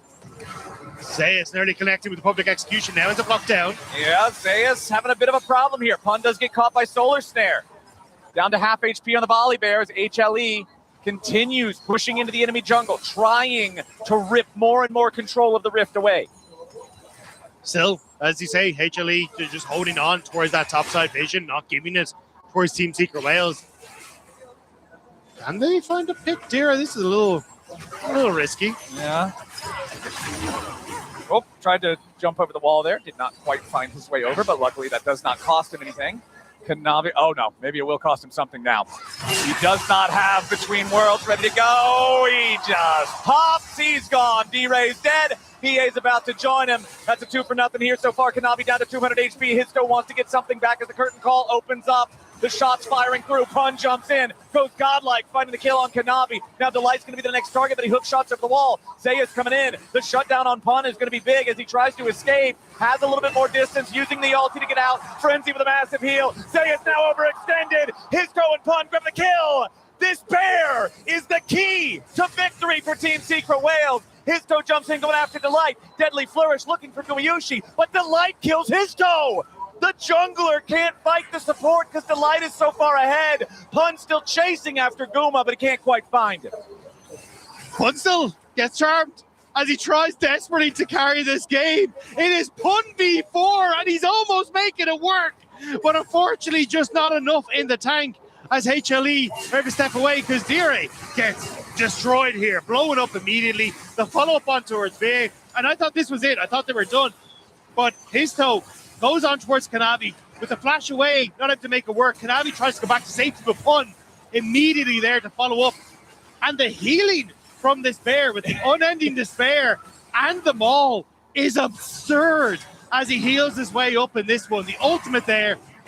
There's just a chomp, and HLE have to run, but yeah, you can see as they try to jump on towards Pun, he is more than happy as soon as they close the gap to keep it going. He's so strong on this volley bear. And I mean, it's HLE's problem that they made for themselves by giving him this opportunity, having these long, scrappy fights that volley bear loves. Spirit Visage alongside that Unending Despair with that Fimble winner like you were talking about, it shields and heals forever. But this is why so many of the analysts were talking about Pun in this volley bear. Like, this has been such a strong pick for him domestically. He has only brought it out once, but he is a beast on this pick. Well, HLE have found Team Secret Whales trying to sneak a Baron away. They will not allow that to happen. Pun's going to eat a lot of damage here with the very start of the fight, but he turns it right back around. Pun's legendary, and Zeus is caught. The curtain call is opened up, but Zeka's here with the back line. Delight right beside him, and Eddie is going to get picked off. You got to protect your Jhin. The rest of the team gets blinded chasing, and Eddie gets caught unaware. Now D-Ray has to try to escape. Going across the veil, turns it around between worlds. Delight escapes for now. Weirding's not going to find the target. Delight looking for the hook shot, but his toe gets away with the combo. HLE managing to get Eddie, get the kill back. Because Team Secret Whales actually nice turnaround on towards Zeus. But we're still seeing the same problem, right? Where they try to set up for a pick, try to set up for a play, but HLE, they're playing at the map better. They push in top, open up for Zeka to find that flank, and it's just this constant rotation on the map that's catching them out. They try to get Pun. This bear is way too tanky. Yeah. And Zeus is caught in response. He does not have that same luxury. But you can already see, like, this is the collapse from Zeka who pushed out top wave, now moving in. And it's Team Secret Whales who are constantly trying to make these pick plays happen, but they're losing control in side lanes. And it's HLE who are then finding these collapse angles afterwards. HLE are going to grab their third Drake of the game, however, that puts them on Soul Point with an Infernal Soul Rift.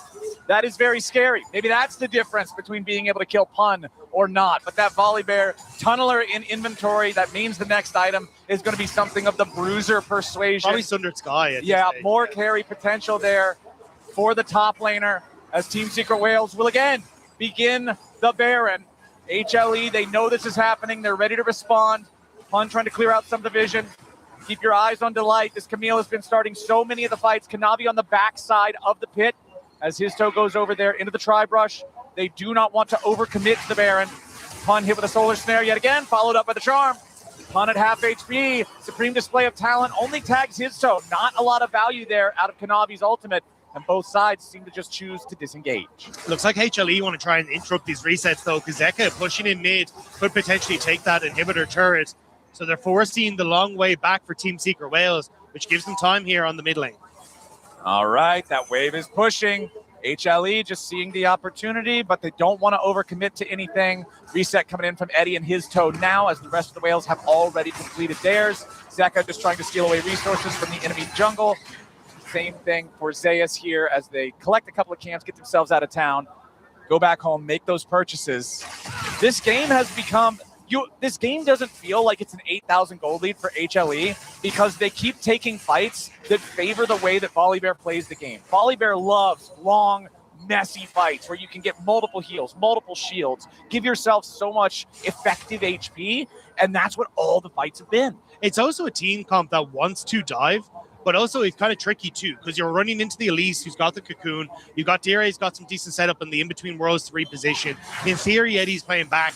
So it does make it a little tough because by default, the composition favors jumping into the Volley Bear, right? All right, Team Secret Whales, if nothing else, they do have a 3-minute timer because that's when the Dragon Soul will spawn for HLE, and they will have to take that fight. You don't want to give the Infernal Soul to a team that's already 8,000 gold ahead. So for HLE, I want to see, do you try to make some crazy aggressive move, or do you just force them to answer you down to the Dragon? Kanavi, almost level 16 on the Kiana. His toe just barely level 14 on the Jarvan. Also, if Team Secret Whales do find a good fight, there's a ton of standing gold for them as Delight. Oh, Delight, stunned with a deadly flourish. Pun follows it up with a stun of his own, but nothing more from Team Secret Whales. Ooh, D-Ray messes up the Between Worlds, casts it on a whole lot of nothing. And now HLE, they've killed the raid boss, and everybody else is in their sights. D-Ray and BA both fall right after. Right when it looked like Team Secret Whales continued to find fights and hold the line, it's Pun getting picked into the follow-up kills on the mid laner in support of Team Secret Whales. And now it's just a 5-man death ball down the mid lane. Yeah, the blades came crashing down as Team Secret Whales were trying to juggle a potential pick onto the light. And now the curtain call. But I think that's it. His toe catches everybody in Cataclysm, and it does not matter at all. He will at least get the kill on Delight thanks to the turret damage. But now it's Eddie versus everybody as the first Nexus turret dies. Second one's about to fall. BA and Pun will respawn. HLE onto the Nexus itself now, though. Pun charging forward, trying to take him out before the Nexus falls. But it ain't going to happen. HLE go to match point. It got a little funny in the mid-game, but HLE still able to bring it together in the end. Better map play, better control in the fight, and that last pick just sealing the deal for Team Secret Wales. A little bit of happy gaming, a little bit of a Volley Bear raid boss. Analysts, how we feeling? I feel like if Pun's alive, they're going to fight. Yeah. They have a chance. If Pun's dead, they're all dead. I'm feeling like, man, if I'm Pun, I'm just like, where is my team? When a fight goes long enough that someone gets to rejoin the fight and die again. That felt like the standard in that last game. So we'll have to see if we are going to get a bit more bedlam as we kick it over in towards draft in just a couple of moments, or whether it's going to be smooth sailing for honestly either of these sides, because I would love to see Team Secret Wales being able to get at least one punch back against HLE. But that's going to be a lot harder than just saying, yeah, guys, let's play better this time. Yeah, HLE has been playing monstrously. Delight in particular has been a highlight player for me. Even that last game, which didn't have the explosive like level 2, level 3 plays of game number 1, once we finally did get that first big, I'm going to call it a team fight, even though it was more of just like a cacophony of what is going on up around the top lane tier 1 turret that led to a 5-for-2 trade, a 7-kill exchange between the teams. It was Delight roaming up to prevent it from just being a successful 2v1 dive against Zeus. I feel like this guy has such good awareness of where he needs to be on the map, where everyone else wants to be on the map, and his play has been great so far. So even though he got a little happy in the mid game, it made a couple of choices on where to dive. Let's see how we do for now, though, here in our third game, as we do have the Varus, the Nautilus, and the Akali banned out by HLE. Over on the Secret Wales side, it's Rumble and Gnar taken out at first. Again, just trying to get rid of some of those top laners that can kind of be picked into anything because they want to set Pun up for success. Yeah, and the Orianna to follow. This is kind of in the staple ban.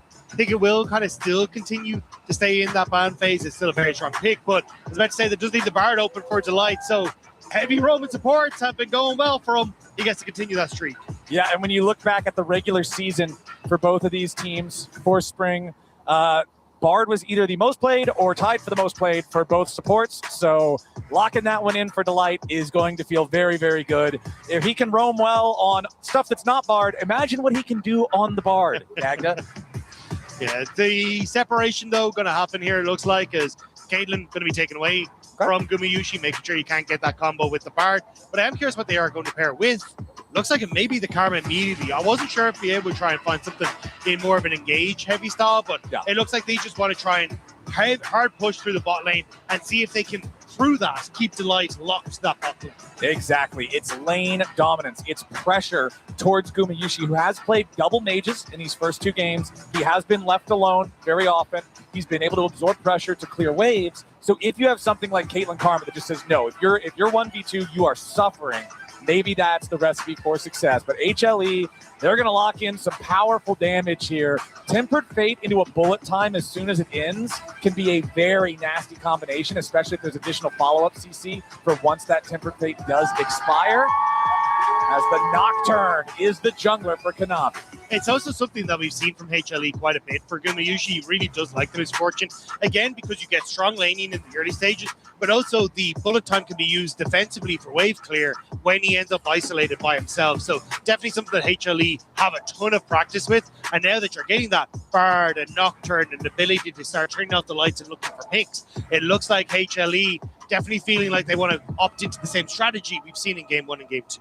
And Team Secret Wales, they're going to go ahead and lock themselves in the Renekton before the second half of the bans come through. So it's not a full wait and try to get Pun counterpick strategy here in Game 3 like we saw in Game 2. Yeah, I'm curious what the answer is going to be, though, because I imagine you can kind of get rid of, like, the Cassante, the Jax on the bans here against Zeus. So Zeus, at least we'll have an idea of what he wants to try and bring out. But yeah, actually, I suppose, Vayne, these kind of range top laners, still a menace against the Renekton. Yeah, these 2026 has kind of been the emergence of solo queues, top lane terrors into pro play with the range top laners, stuff like Vayne. Anybody who's ever played top lane into Vayne knows that this is not an enjoyable It's also funny because like we started to see it towards the end of last year until we got those lane swaps coming through, and then teams were like, I cannot play a Vayne, she cannot survive if she gets low.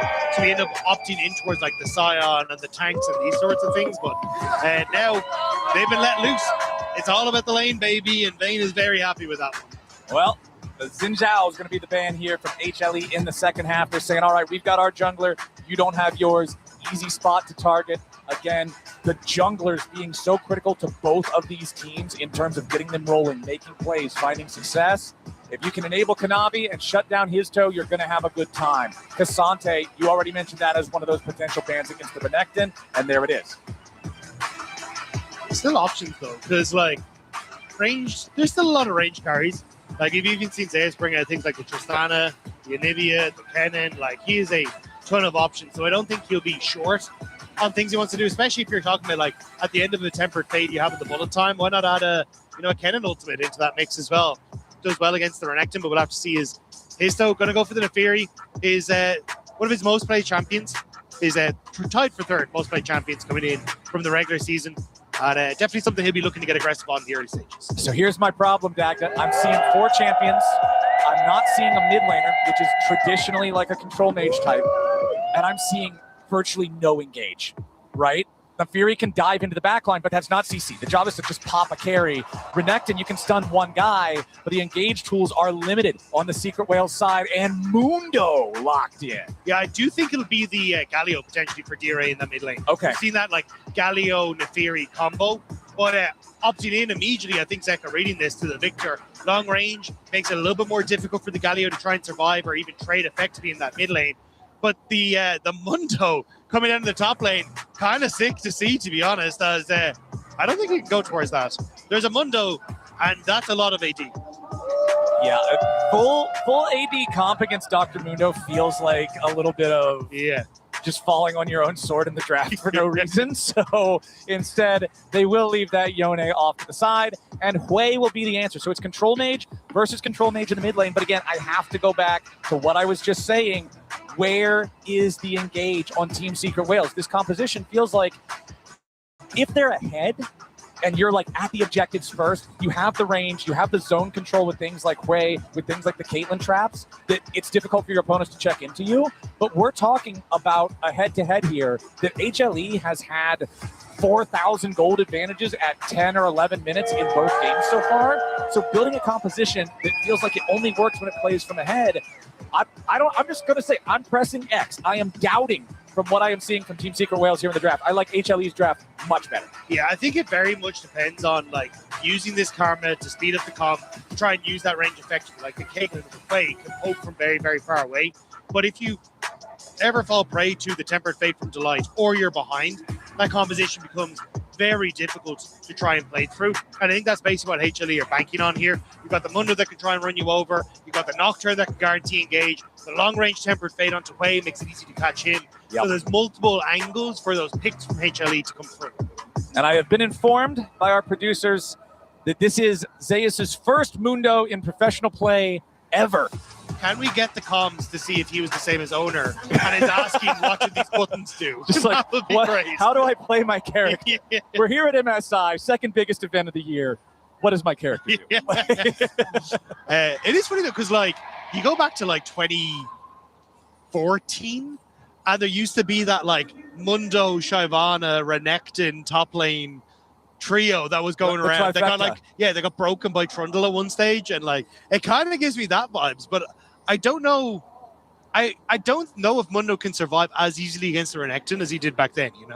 Well, the one nice thing though for Zeus is whenever I see somebody playing, a pure tank, something like a Mundo, when you're laning against an AD top laner and the enemy jungler is also AD, your itemization just feels so comfortable because Hui is not a mobile champion. We're not looking at something like a Talia or a Ryze that can also very easily roam up towards the top side. So, okay, I'm going to build plated steel caps and some armor, and that's pretty much it. Like, you're just going to have a great time. But hey, A reminder, if you are watching MSI, you might as well get rewarded for it. Head on over to lolesports.com, log in with your Riot ID, and watch live for a chance to earn some MSI 2026 drops. Maybe even during this game with Zeus' first Mundo. Like it, nice to to Eddie there, but yeah, with the Mundo, like maybe he's just getting prepped for League Classic, you know? Yeah. Reminded of those old days. I do think though the build we'll probably see, because we see it an awful lot of the times, is more so the like, hey, we're gonna go for the early. Why can't I think of the name of it? The bonk, the stacks. The Heartsteel. The Heartsteel. Early Heartsteel. The bonk with the stack. Yeah. You remember the noise. Yeah. That's what everyone remembers the noise. If you play ARAM, that's the only noise that exists in that. Yeah. But yeah, I think it'll be that, and then the Warmogs is basically the game plan. And once you hit those two items, you kind of just delete a lot of the carries. So if he ever closes the gap, Dire and Eddie just die. Yeah, it's not going to be a great time. Plus, now that we're in this season 2026 with the new starter items, and you're saying, okay, I trust myself to not die early to Renekton. I'm Mundo. You just go with the Doran's Helm for the better scaling, and it's going to be even more of a problem. I don't know if I trust Dire not to die early, though. Zeka very much getting the best of him here. Oh, boy. And it has not been pretty thus far. There's the slow. Okay, he escapes the gravity field stun. But yeah, D-Ray just barely holding on. And honestly, between games at international events like this, I always like to check the live discussions on social media, see what people are saying. You're a brave man. Yeah, I know. Sometimes you see some stuff in there that you're just a little perplexed by. But what I saw here was a lot of D-Ray criticism. People watching are saying, yeah, D-Ray, he's not meeting the mark. He's not standing the test up against a world-class mid laner like Zeka, and it's become a big weakness, a big problem here for Team Secret Wales as D-Ray continues to fall behind while also being targeted. Sometimes he'll just fall behind slowly. Other times, HLE is going to focus him down like in game number 1, but now we might have a fight here in the topside river. Kanavi versus Histo. Kanavi comes out on top in the 1v1, but again, it's a 5v5 game, and since Pun is willing to walk away from the wave for a little bit to come back up his jungler, that means Team Secret Wales gets the crab. Yeah, I mean, they even brought up BA as well. They really wanted to make sure that Histo was going to end up getting one of these Scuttle Crabs, because that was kind of what HLE were looking to secure for themselves. But it doesn't cost them too much in the end, as Dire again walks in towards Zeka. Yeah, he does find a pretty solid trade on him here. So D-Ray taking that opportunity to move forward, play a little bit aggressively in the Victor. Zeus, that turret shot on Pun could be a problem. Zeus with a flash away, evades the Cole the Meek. Ward down in the brush. Zeus with another infected Bonesaw, not going to hit the target there. I guess it's more of an infected briefcase. But he walks back. Pun. All right, that could have been dicey either way. The flash from Zeus having to be spent. Oh! First game Mundo, first blood Mundo. Zeus on the board, 4 minutes and 20 seconds into the game. Definitely not a first time Mundo for Zeus, though. Using the creep, if you kill it with the E, it shoots through and ends up getting more damage off. And that briefcase, very well played by Zeus. Even the flash away from the Cold of Week, deny the full heal was perfect. Yeah, that was awesome from Zeus. And exactly what you're saying. Normally you want to play it with the minions in between you and the opponent to not get hit by the briefcases, but the minion gets kicked, the briefcase follows it right behind. You've got 2 projectiles back to back, bam. Pun is dead, and Zeus is off to a good start. Now Kanavi and Delight looking for a 3v2 here in the mid lane. Dustbringer connects onto BA. Flash with the binding. That was a little audacious from Delight. There wasn't really anything to bind him to there, as his toe shows up, immediately pops the W just for the extra damage, for the extra dogs. Backs away. Yeah, ambitious, definitely, from HLE as they try to make that play happen. But either way, Team Secret Wales managed to get back away. But we're going to get a replay of this topside play. So Zeus misses on the briefcase, which isn't the end of the world. But remember, he's just flashed away from the Cold of Meek, the Empowered Cold of Meek, which would have given Pun a lot more. But we'll see it here, basically waiting for that minion to go low. Gets the kick through, gets the briefcase after, and Pun falls. Misfortune might be the champ in the game with the double guns, but you can see the frustration right there because it was that 1-2 shot, both of them just in rapid sequence, one after the other. And that's the kind of moves you want to see, especially since in game number 2, Zeus did not have a very impressive game, right? Pun was the raid boss. Zeus kept kind of trying to do the same thing, creating space, diving in, creating threat, but it didn't work out. But now here in game number 3, Zeus is the first one to step up for HLE. Oh, and he's doing it again. All right, level 7 versus level 7. No ulti spent from either side. Histo is nearby.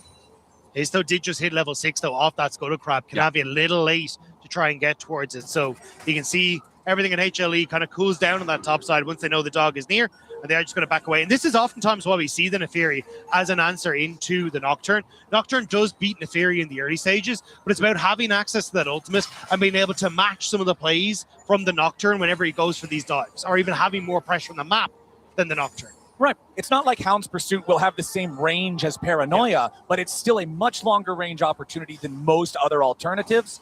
Plus, it's just fun to play a big, silly hot dog. So HLE, they're off to probably their slowest start yet in this series. But right as I say it, Delight shows up. Here comes Kanavi. The fear is about to find the mark.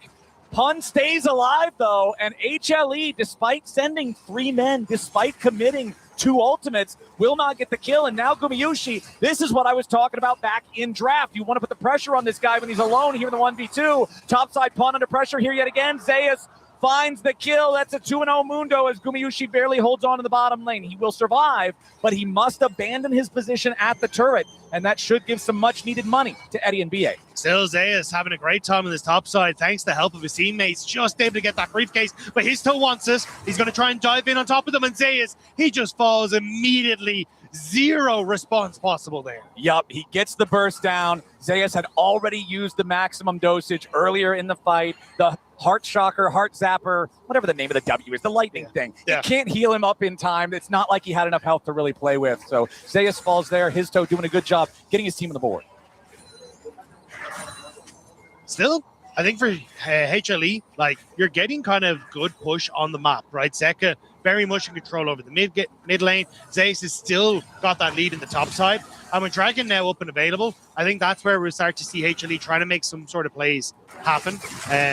Although I am looking at a little bit of an overextended Caitlyn on the bottom side. I wasn't sure if Kanavi wanted to try and make something happen, but without the ult, not going to be able to get too much happening. This is by far the best early game from Team Secret Whales in the series, right? They're 500 gold behind, but their opponents have not taken any neutral objectives. The Grubs and the Dragon are still standing. You've got gold advantages in jungle and bot lane carry both, as Zeka and D-Ray continue to trade blows. But it's also the game where HLE have taken scaling top side of the map, right? Like, it's Victor and Mundo, so they're kind of like, yeah, we're happy to kind of handshake the early game and not end up in too bad of a position. And even here, still Zeka fishing for more. Okay, D-Ray, about 200 HP once that shield wears away. Does get the level up. And that level up was pretty important because otherwise Zeka probably could have just found a flash power siphon and got the kill. Meanwhile, up here in the top lane yet again, it's focus on to Pun, and Gumayushi with the bullet time guns him down. Yeah, the man had one good game, and HLE are like, no, this is not happening again. Yeah, we're going to make sure Pun does not get to have fun this time around. And kill on top, got the Void Grubs, and now they're pushing in on towards this top lane as well to get some plates for Gumayushi. Yeah, Team Secret Whales, they just need to find ways to get active and start to play around this Neferi or look for trades on the map. But you can see Histo's on this top side, only now going to be able to make it back down. And Zeus pops a maximum dosage to keep himself healthy in the bottom lane. Yep, and he knows that he has his passive ready, and he just uses it to step on the trap, pick the canister back up, and it's an easy way to try to disarm some of these Caitlyn traps. It would be a much bigger headache for a lot of other champions. Still 500 gold lead is all that can be said for HLE, though. So, like you're saying, it will be slower. They do want to scale. But Team Secret Whales, I think, are going to have an opportunity in this game that they haven't had in the previous games. Oh, man, did I just curse it? I think I might have just cursed it. Eddie, targeted now by Delight. But no, D-Ray shows up in time. It's Gumayushi in danger. And D-Ray gets the kill. Okay, I didn't curse it. Team Secret Whales are going to have an opportunity in this game that they haven't in the first 2 to play from a relatively even game state in the mid game. Yeah, especially Eddie, actually, who's going to have a decent lead for himself as they take this tower. Didn't quite get the kill, but the CS lead, the plates, like, you now have a Caitlyn that's in a decent spot. And yes, D-Ray is going to fall behind here off this play because he ends up abandoning that wave mid and also loses a bit more as his toe, just going to be able to back away. But still, in the grand scheme of things, Team Secret Whales now have a win condition to play through.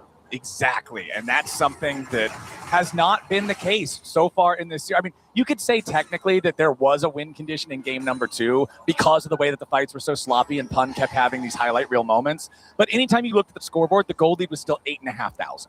right? It's still one of those things that it's like a fake chance at winning. But meanwhile, Kanavi and Delight got to be careful. They're trying to invade yet again, and Kanavi gets caught. His toe with the kill. And Team Secret Wales are up to a 1,000 gold lead. They're not done. This is the biggest lead they've had so far in the series. Gumayushi trying to get away as the Hound's pursuit arrives. The Dark and Daggers follow. Delight is nearby to try to protect his carry, but he cannot do it. Now BA's arrived, and Delight might be the next to fall. D-Ray's ready to follow it up, and it's just train death. 1, 2, 3. Team Secret Wales line them up and knock them down. Hold on a second. Team Secret Wales getting some life in them in this series. The kills in the bottom lane, they have Eddie covering mid, and now getting some of those kills on towards D-Ray as well means that the goal that he'd lost helping out bot lane has now been retributed a little bit on this play. Still Pun struggling in this top side, but a big win across the board for Team Secret Wales. Yeah, and this is what we were talking about at the top of the day, right? Both of these teams with these aggressive junglers that really are the engines for making plays happen and getting things done.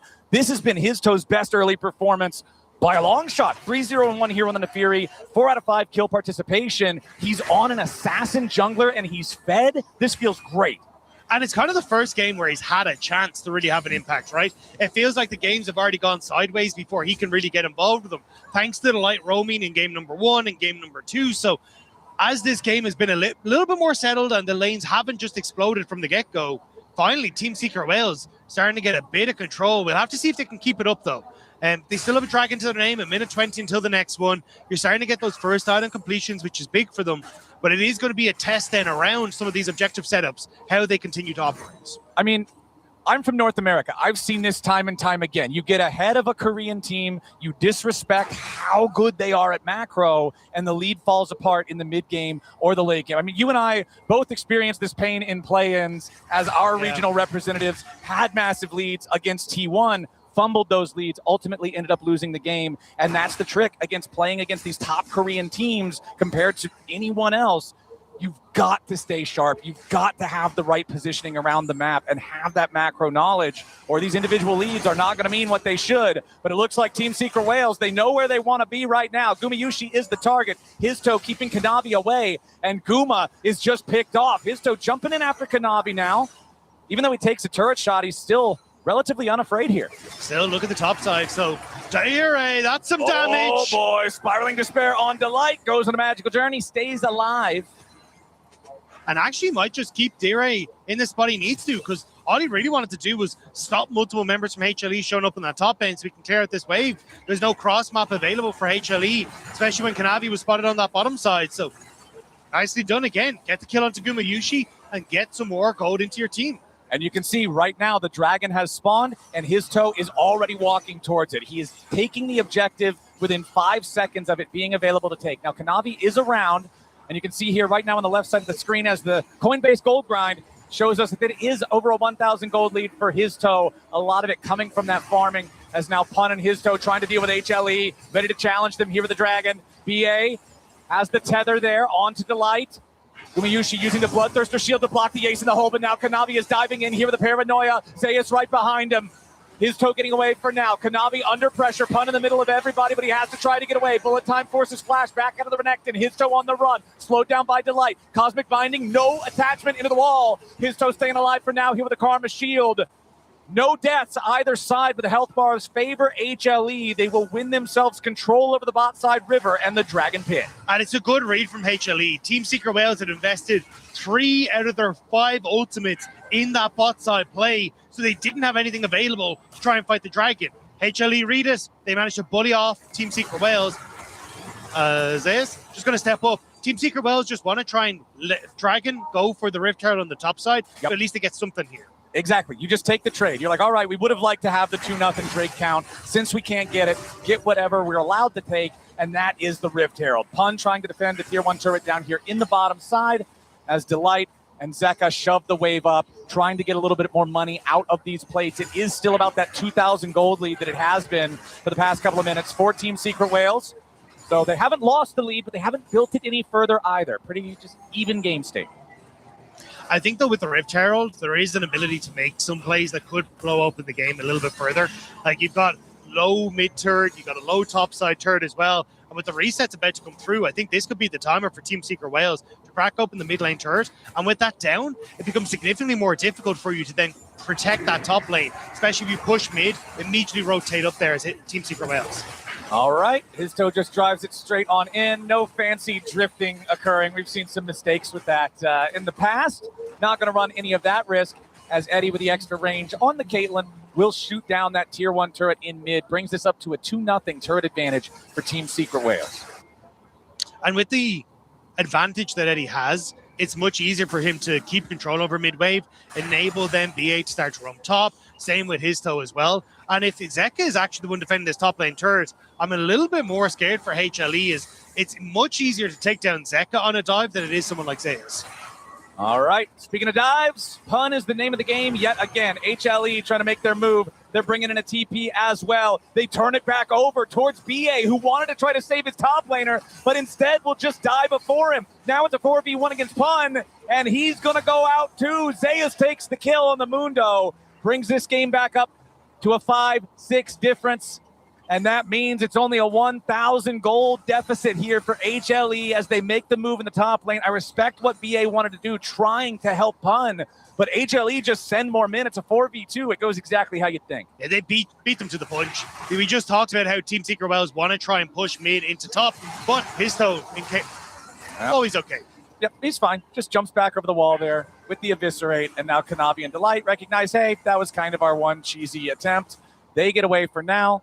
Zeka has to continue his own retreat, does not want to be caught by the dog.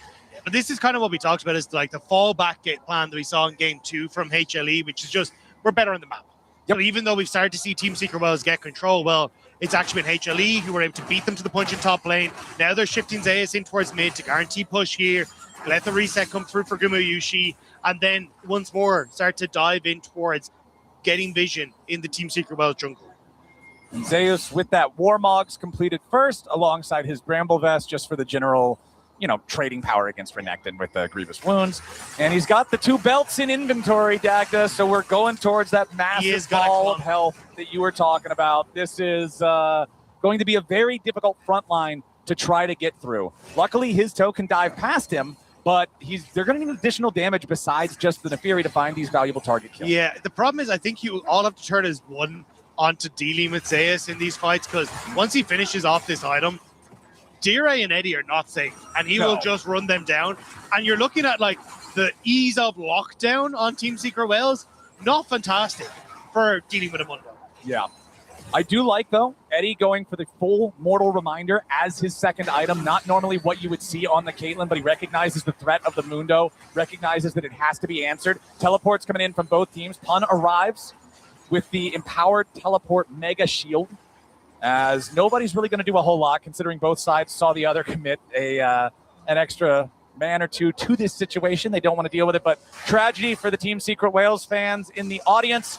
The gold lead has been passed on to HLE. They have now retaken things from that 2,000 gold deficit, almost up to a 1,000 gold lead of their own, just about a 3K swing the other way. Still, at least we're getting to see what Team Secret Wales are capable of, because they have definitely been struggling in the early game against just the onslaught of Kanavi and Delight towards this top half of the map.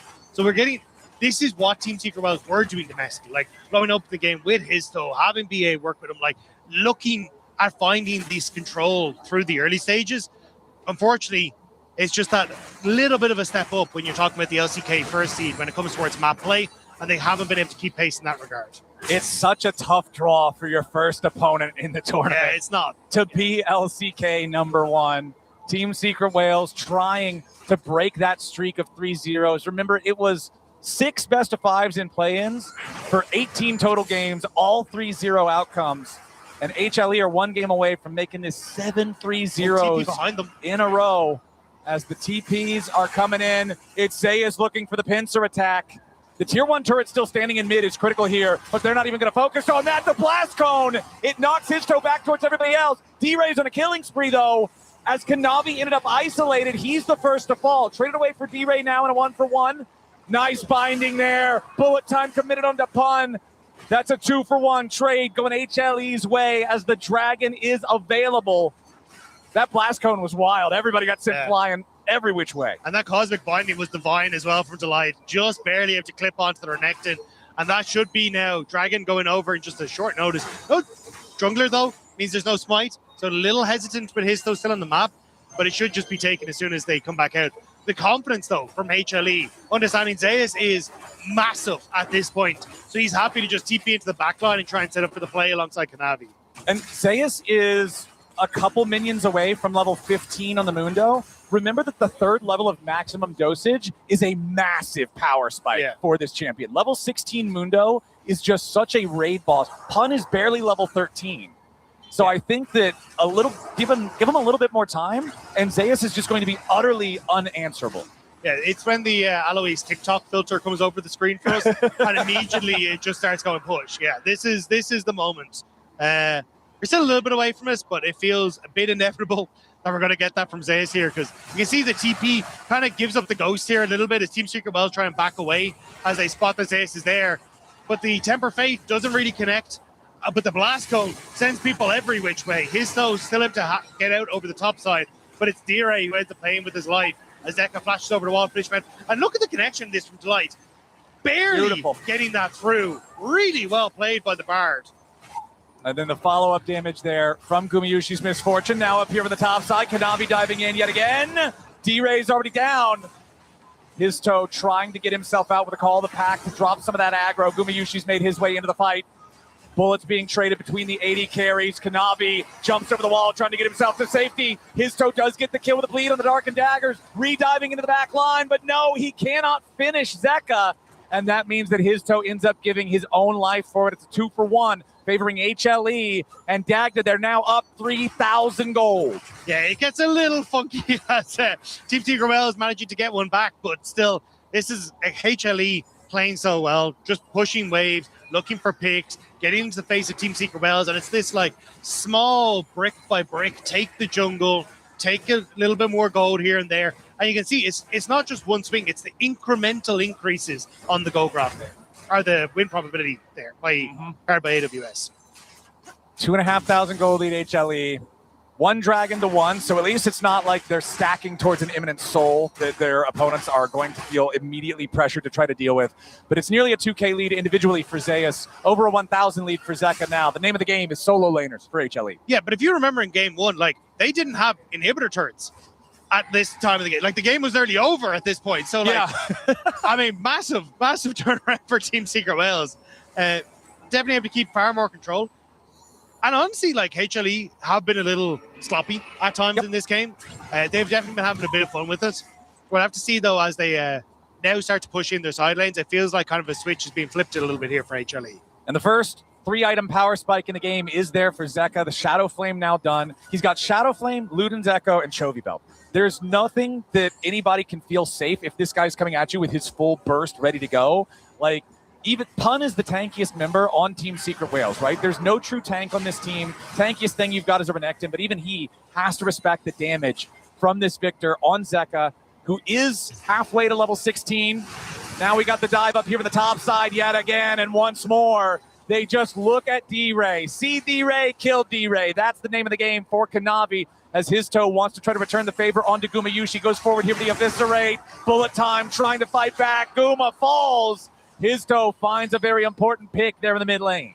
Yeah, Kanavi says anything you can do, or Hazel says anything you can do, Kanavi, I can do as well. Immediately jumps on towards Gumayushi.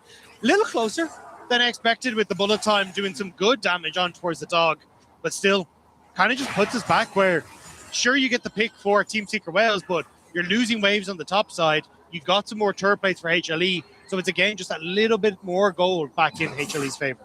And the big difference, again, I'm looking at the levels on these solo laners. D-Ray is just now level 14. Pun just now level 15. Zeus is a full level ahead of Pun. Zeka is almost 2 full levels ahead of D-Ray. This Victor that's already fed that I was talking about, now with another needlessly large rod in inventory, is about to... Okay, he hits his level 16 power spike before I finish the sentence. So now it's double level 16 solo laners with a little over a minute on the clock until the next dragon spawns. This is scary for Team Secret Wales.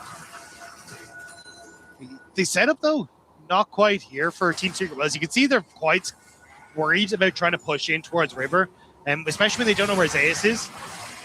Well, A little bit of trading between junglers here. Teleport about to arrive. Delight did use the Tempered Fate to no great effect. Yeah, there's been a couple of swings and misses with them, but once Ace is here, you can see Team Secret Wells just have to back away. Yeah. And it's more about fighting over the control for this dragon, as you pointed out, in 35 seconds. And Team Secret Wells just aren't allowed to enter river. If they can't, like, walking into this comp dark that HLE has is not going to be a fun time. All right, Zeus trying to contest for Gromp control. HLE going to secure themselves that enchanted Scuttle Crab as, yeah, the control over the dragon area just means that this is problematic for Team Secret Whales. But you can see the pings coming out from HLE on the Baron Pit. They're saying, look, if there's any play that the Whales try to make here, it's going to be looking to sneak that away. Teleport coming in, though, from Team Secret Whales. HLE are going to see Pun off to the side here. They don't want to overcommit onto the Renekton.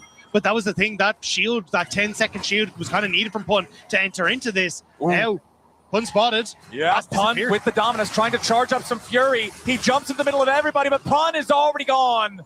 It's a 5v4 as now Kanavi's ready to pop the paranoia. Zeus chasing after the remaining players here on Team Secret Whales. Eddie tries to get away, but Kanavi jumps on top of him here with the ulti. Zeka's already unstoppable. D-Ray will fall right behind him. His toe jumps in the middle of everyone. Tries to get a kill here with the Hound's Pursuit, but it's a magical journey as HLE will chase down the enemy jungler and get themselves a triple kill to Zeka and a 4-for-0 trade. You just don't have the front line on Team Secret Whales to enter into these positions. Pun reset to pick up his second item, but it doesn't mean he's actually able to get through here. With that TP, they basically needed to use that max health shield to force the play. But the change from 30 seconds to 10 seconds means that it's disappeared on Pun. He immediately gets turned and focused by HLE, and Team Secret Whales are now so out of position. HLE knows. Delight uses the Tempered Fate to force the flash, which means there's no escape for the Caitlyn as Kanavi goes in, and HLE just chase down everyone on this. And I love the use of that Tempered Fate to force the flash while Nocturne is in torpedo mode. Yeah. It means that there's no way that the Caitlyn can wait until Nocturne collides and then flash away after. Just a nice 1-2 punch there. HLE going to earn themselves their Red Bull Baron power play from that. They will earn themselves a 7,500 gold lead. The Dragon's still on the map because it doesn't matter. That became a low priority after they had the opportunity to go for that fight. Yeah, and you can start to see, like, looking at the items, it's kind of like today. Rabadon's Death Cap just completed for Zeka. Zeus is monstrous in that top side. And, like, Gumayushi, it's kind of been kept pace with by Eddie. And Eddie is starting to kind of turn the corner here as Caitlyn, where you can get some good damage off. But it's just your front line isn't surviving long enough to let you get that damage off. I mean, you've got a Karma support, and then your front line is an Assassin Dog and Pun on a Bruiser who's 3,000 gold behind. Yeah. It's not a very big wall to have to climb over for HLE, and they're not too worried about the wall of enemy inhibitor turrets either. HLE going for what could be the end of the game here. Nice Tempered Fate, catches out Eddie. Kanavi's ready to follow it up. Potential pressure on Gumayushi, but no, he's already killed Pun off. Kanavi getting away here with a flash as Zeus is underneath the turret, and he does not care. Everybody on Team Secret Whales will find themselves torn asunder. A double kill for Zeka, and HLE will end this game in one fell swoop. They march on to the Nexus, and they will find another clean sweep here at MSI 2026. They will defeat Team Secret Whales 3-0. Team Secret Whales got a couple of punches in, but it's the knockout blow from HLE, 3-0. They will take down the LCP first seed, and yeah, HLE, they're a scary crew. There's a reason, I said it earlier, I'll say it again, there's a reason a lot of people have this team as their pick to be favorites to win the entire thing. We saw them have a couple of happy moments in the second game. We saw Team Secret Whales catch them off guard a little bit early on in the third, but when they're locked in, when they're playing their game, they are so scary to deal with. Delight's motion around the map, the way the whole team plays together and enables one another is something scary to deal with. Yeah, well, that's enough from us. I'm going to toss it over to the dancing analyst desk, who are breaking down this game. Tunes. Yes, we got bangers here. What can we say? Wow, what a debut from HLE, man. Nobody really had them losing this best of 5.